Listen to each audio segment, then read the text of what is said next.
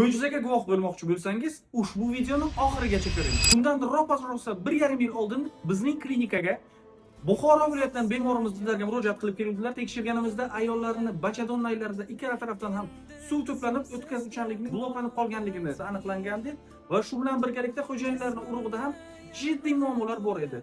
Bir qarashdan homiladorlikka umuman umid qilinmasa ham bo'lar edi. Bemorimizda darhol laparoskopik amaliyotlar qilib, bachadonning ichidagi muammolar to'liq bartaraf qilindi. Bemorimizga eko amaliyotini qildik va uning natijasida a'lo sifatli embrionlar paydo bo'lgan edi. Bulardan ikkitasini bemorimizga bachadonga qo'yganimizda ilk ko'rinishda homiladorlik yuzaga kelganda, muborak juma kunida jajjigina qizalog'imiz Maryamxon bizlarni ota-onalari bilan ko'rishga kelibdilar. Hozir esa birgalikda ko'rishamiz. Qalbimda nur kabi taralgan qism, yurganmas hayot